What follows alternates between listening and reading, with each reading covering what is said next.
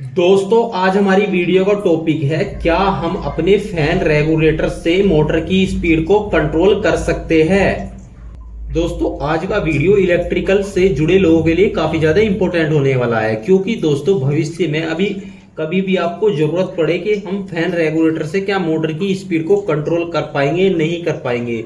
तो दोस्तों इसका आंसर इसी वीडियो में हम फटाफट जान लेते हैं बिना देर करे हुए। दोस्तों आप सबको मैं सबसे पहले एक चीज बता दूं, जो हमारे फैन रेगुलेटर होते हैं मुख्य दो टाइप के होते हैं। दोस्तों एक तो होते हैं हमारे इलेक्ट्रिकल रेगुलेटर होते हैं, एक तो होते हैं इलेक्ट्रिकल रेगुलेटर, और दोस्तों एक होते हैं हमारे इलेक्ट्रॉनिक रेगुलेटर। नंबर 2 होते हैं दोस्तों इलेक्ट्रॉनिक रेगुलेटर। चाहे हमारा इलेक्ट्रिकल रेगुलेटर हो चाहे इलेक्ट्रॉनिक रेगुलेटर हो, दोस्तों दोनों का जो वर्क होता है वो होता है हमारा जो फैन होता है दोस्तों, फैन के टर्मिनल के वोल्टेज को चेंज करना। दोस्तों वोल्टेज को चेंज करता है, और जिससे क्या होता है हमारी मोटर की जो स्पीड है वो कंट्रोल होती है। यानी कि चाहे इलेक्ट्रिकल रेगुलेटर हो चाहे इलेक्ट्रॉनिक रेगुलेटर हो, दोस्तों ये हमारे वोल्टेज को चेंज करते हैं, कभी कम करते हैं ज्यादा करते हैं, मतलब हमारे वोल्टेज को चेंज करते हैं और तब हमारा मोटर की स्पीड को कंट्रोल करते हैं। वोल्टेज को अप डाउन करके हमारे मोटर की स्पीड को कंट्रोल करते हैं दोनों ही टाइप के रेगुलेटर। तो दोस्तों ये तो हम समझ गए कि हमारे रेगुलेटर का काम होता है हमारे वोल्टेज को चेंज करना। वोल्टेज को चेंज करके ही क्या करते हैं हमारे मोटर की स्पीड को कंट्रोल करते हैं। दोस्तों एक चीज मैं बहुत ही इंपॉर्टेंट आप लोगों को बताने वाला हूं, जो इलेक्ट्रिकल में सभी जगह अप्लाई होगी, ये आपको ध्यान रखना है। दोस्तों जो मैं अभी आपको बताने वाला हूं वो इम्पोर्टेंट बात दोस्तों वो इलेक्ट्रिकल में हर जगह अप्लाई आपको करना है। यानी कि हमेशा आप ध्यान रखोगे इलेक्ट्रिकल में हर जगह अप्लाई होगी, ये नियम हर जगह अप्लाई होगा। वो क्या नियम है दोस्तों सपोज करो हमारी कोई मोटर है और मोटर को हम देते हैं तो न्यूट्रल देते हैं, फेज वायर देते हैं। दोस्तों जो मोटर है ना दोस्तों, अगर हम सपोज करो इसमें 180 वोल्टेज देते हैं, तो जो स्पीड हमारी 180 वोल्टेज पर आएगी, अगर वही बात करें हम इसमें 220 वोल्टेज दें तो जो 180 पे स्पीड आएगी ना, तो जब हम 220 वोल्टेज देंगे तो 180 से ज्यादा स्पीड आएगी, यानी स्पीड बढ़ जाएगी। अगर वही बात करें हम 230 वोल्टेज दें तो इससे भी क्या होगा हमारे मोटर की स्पीड बढ़ जाएगी। यानी कि एक चीज इससे क्लियर हो गया दोस्तों, अगर हमारे वोल्टेज बढ़ रहे हैं तो हमारी मोटर की स्पीड भी बढ़ रही है। जैसे जैसे वोल्टेज बढ़ रहे हैं ऐसे ऐसे हमारी मोटर की स्पीड बढ़ रही है।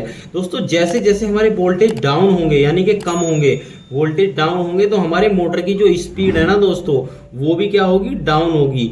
तो दोस्तों एक चीज तो हमारी क्लियर हो गई कि हमारे मोटर की स्पीड डिपेंड करती है हमारे वोल्टेज पे। अगर वोल्टेज हमारे ऊपर जाएंगे तो हमारी स्पीड भी बढ़ती जाएगी, अगर वोल्टेज हमारे डाउन होते हैं तो हमारी स्पीड भी क्या होगा दोस्तों, डाउन हो जाएगी, यानी कि कम हो जाएगी स्पीड। तो ये चीज तो दोस्तों क्लियर हो गया। और दोस्तों मैंने अभी आपको बताया था कि ये हर जगह इलेक्ट्रिकल में हर जगह अप्लाई होगा, चाहे हमारा एसी सिंगल फेस हो, 3 फेस हो, चाहे डीसी हो, सब जगह ये फॉर्मूला दोस्तों अप्लाई होगा। यानी कि यही नियम सब जगह अप्लाई होगा कि जैसे जैसे हमारे वोल्टेज बढ़ते हैं तो हमारी मोटर की स्पीड भी बढ़ती है। तो ये चीज तो दोस्तों क्लियर हो गया।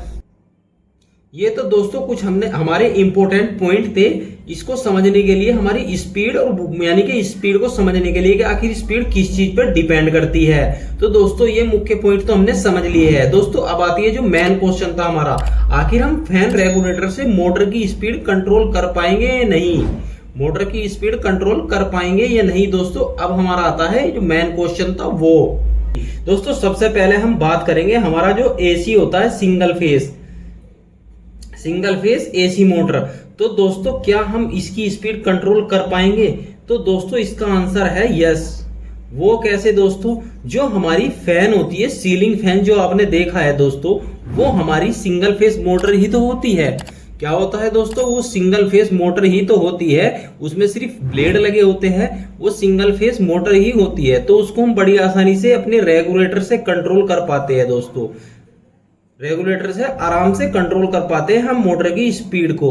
तो दोस्तों सिंगल फेस एसी मोटर को बड़ी आराम से हम इसको कंट्रोल कर पाएंगे, हम अपनी रेगुलेटर से इसकी स्पीड को बड़ी आराम से कंट्रोल कर सकते हैं। आपने देखा भी है दोस्तों, जो सीलिंग फैन होता है उसमें हमारी सिंगल फेस की मोटर होती है, तो दोस्तों उसको बड़ी आसानी से हम स्पीड को कंट्रोल कर पाते हैं। तो दोस्तों मन में एक क्वेश्चन और आता है कि चलो ये सीलिंग फैन तो नॉर्मली करंट लेती है, यानी कि नॉर्मल करंट लेती है, लेकिन हमारी जो 6 एम्पियर या 10 एम्पियर करंट ले रही है सिंगल फेज की मोटर, क्या उसको हम कंट्रोल कर सकते हैं, उसकी स्पीड को हम कंट्रोल कर सकते हैं?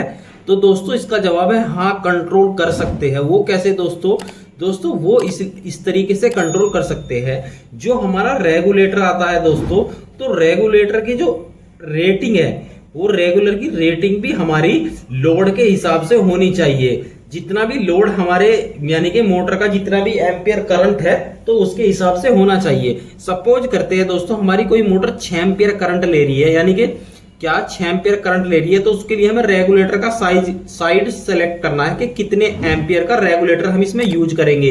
तो दोस्तों 6 इंटू 1.5 की गुना कर देंगे इसमें, तो दोस्तों ये आता है हमारा 9 एम्पियर। 6 इंटू 1.5 यानी कि 1.5 की गुना हम इसलिए करते हैं, हम किसी भी लोड के लिए कोई भी हम स्विच सेलेक्ट करते हैं, चाहे हमारी एमसीबी हो चाहे हमारा कोई स्विच हो, तो दोस्तों इसके हम 1.5 गुना का लेते हैं। तो हम इसमें 9 एम्पियर का लगाएंगे, यानी कि जो 6 एम्पियर की मोटर है उसमें 9 एम्पियर का रेगुलेटर लगा सकते हैं बड़ी आसानी से।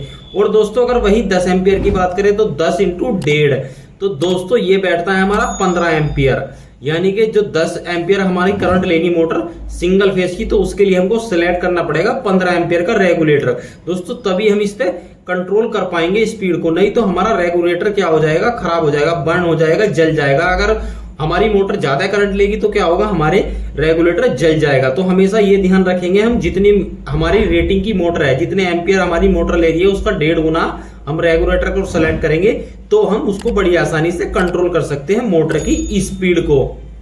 दोस्तों अब आती है हमारी 3 फेज मोटर की। क्या हम 3 फेज जो मोटर है हमारी 3 फेज एसी मोटर जो है दोस्तों, क्या हम उसकी स्पीड कंट्रोल कर सकते हैं? क्या हम उसकी स्पीड कंट्रोल कर सकते हैं हमारे फैन रेगुलेटर से? तो दोस्तों इसका जवाब भी है यस, कर सकते हैं। वो कैसे दोस्तों? बड़ी आसानी से इसको भी हम कंट्रोल कर सकते हैं। वो कैसे दोस्तों? हमारी कोई मोटर है, हमारी क्या है, मोटर है जो 3 फेज मोटर होती है दोस्तों, इसमें 3 फेज सप्लाई जाती है, इसमें 3 फेज सप्लाई जाती है, इसमें 3 फेज अलग अलग जाते हैं आर वाई बी। तो इसमें हम इसको कंट्रोल करने के लिए क्या करेंगे दोस्तों? इसको हम कंट्रोल करने के लिए करेंगे कि हम तीनों फेज पे, तीनों जो फेज है दोस्तों, तो तीनों फेज पे अलग अलग हम क्या करेंगे, रेगुलेटर लगा देंगे अलग अलग, तीनों फेज के लिए सेपरेट सेपरेट रेगुलेटर लगा देंगे। वो सेपरेट सेपरेट रेगुलेटर इस तरीके से लगाएंगे दोस्तों, जितना एम्पियर हमारी एक सिंगल वायर से जा रहा है उसी के रेटिंग के हिसाब से, यानी कि सपोज करो 5 एम्पियर एक से जा रहा है, यानी कि एक वायर से कितना जा रहा है, 5 एम्पियर जा रहा है, तो 5 इंटू 1.5 कितना करेंगे दोस्तों, 5 इंटू 1.5, यानी कि 5 तो ये हो गया, लेकिन 5 तो इसका रेटिंग हो गया, इसको हम 1.5 गुना करेंगे, तो 5 इंटू 1.5 हो गया दोस्तों 7.5 के आसपास, 7.5 हो गया। तो दोस्तों इस तरीके से हम सेलेक्ट करेंगे अपने रेगुलेटर को अपने करंट के हिसाब से।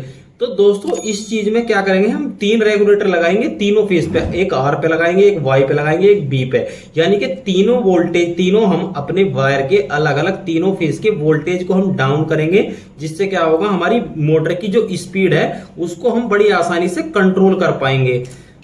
तीनों फेज पे हमको इस पे क्या करना पड़ेगा दोस्तों, अलग अलग रेगुलेटर लगाना पड़ेगा, तभी हम अच्छे से इसको कंट्रोल कर पाएंगे।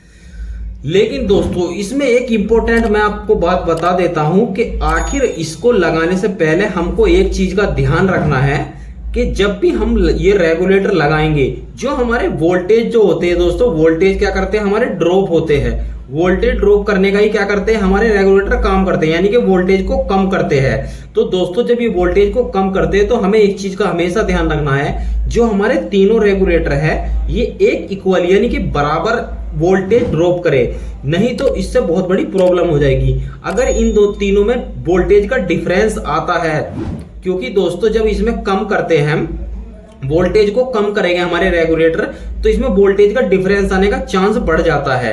तो हमेशा इस चीज का ध्यान रखना है, हमको ऐसा कुछ डिवाइस लगाना है साथ में कि जब इनको हम वोल्टेज डाउन करें, यानी कि रेगुलेटर से स्पीड को कम करें, तो जो तीनों के जो वोल्टेज है, हमारे तीनों फेज के जो वोल्टेज है वो बराबर ही डाउन होने चाहिए, यानी कि कम ज्यादा डाउन नहीं होने चाहिए। इसके 5 कम होगी मानने की बात है, इसके 10 वोल्टेज कम होगी, इसके 15 वोल्टेज, इस तरीके से नहीं होना चाहिए। जितने भी वोल्टेज कम होने चाहिए वो तीनों के बराबर होने चाहिए। दोस्तों अगर इन तीनों के जो वोल्टेज है अगर उनमें डिफरेंस आ जाता है, यानी कि तीनों फेस के जो वोल्टेज है वो अलग अलग हो जाते हैं, तो इससे क्या होगा, हमारे वोल्टेज ड्रॉप होने के कारण हमारी मोटर जल सकती है। हमारी मोटर जो है दोस्तों वोल्टेज ड्रॉप होने के कारण खराब हो सकती है, क्योंकि वोल्टेज में डिफरेंस आएगा तो वोल्टेज क्या होगा दोस्तों, अनबैलेंस हो जाएगा। तो अनबैलेंस होने के कारण क्या हो सकता है, हमारी मोटर खराब हो सकती है। तो इस चीज का हमेशा ध्यान रखना है, रेगुलेटर से इसको कंट्रोल करना है। तो दोस्तों इस चीज का बहुत ही ध्यान रखना है कि तीनों के वोल्टेज बराबर ड्रॉप होने चाहिए। तो दोस्तों ये कॉन्सेप्ट भी हमारा क्लियर हो गया कि हम एसी 3 फेस मोटर की स्पीड भी अपने रेगुलेटर से कंट्रोल कर सकते हैं। दोस्तों अब आती है हमारी जो डीसी मोटर होती है, क्या हम डीसी मोटर की स्पीड को अपने रेगुलेटर द्वारा कंट्रोल कर सकते हैं? तो दोस्तों इसका जवाब भी है यस, इसको हम कर सकते हैं। और दोस्तों इसके साथ में एक चीज और आपको बता दूं, जो मैंने अभी बताया था, जो हमारे 2 टाइप के जो रेगुलेटर होते हैं, एक तो होते हैं दोस्तों इलेक्ट्रिकल रेगुलेटर, और दोस्तों एक होते हैं हमारे इलेक्ट्रॉनिक रेगुलेटर, और दोस्तों एक होते हैं इलेक्ट्रिकल रेगुलेटर। यानी कि 2 टाइप के मैंने रेगुलेटर आपको बताया था, एक होता है इलेक्ट्रिकल रेगुलेटर, एक होता है इलेक्ट्रॉनिक रेगुलेटर।